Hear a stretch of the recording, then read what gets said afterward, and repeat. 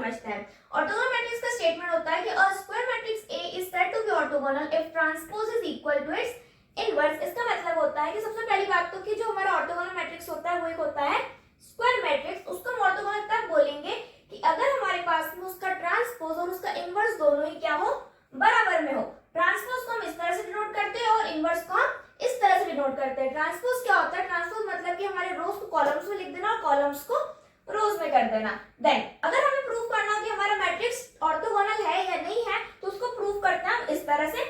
Inverse को अगर हम इस साइड से लेकर आएंगे तो वो हो जाएगा हमारे पास में A।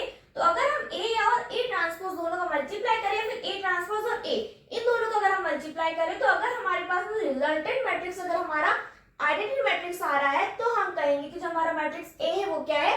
ऑर्थोगोनल मैट्रिक्स है। चलिए उसके स्टेप्स भी देख लेते हैं। सबसे पहले तो हमें क्या करना है? Find the transpose of a matrix. जो भी हमारे पास मैट्रिक्स है उसका हम सबसे पहले ट्रांसपोज फाइंड करेंगे।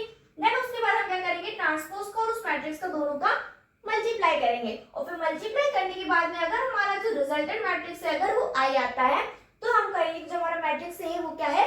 ऑर्थोगोनल मैट्रिक्स है। उसके बाद में अगर ये हमारे पास में ऑर्थोगोनल मैट्रिक्स आ जाता है तो जो हमारा A इनवर्स होगा अगर हमें वो भी फाइंड करना हो तो हमारा ट्रांसपोज आया है वही हमारे पास में क्या होगा? A इनवर्स होगा, क्योंकि अगर ऑर्थोगोनल है तो ये दोनों क्या होते हैं?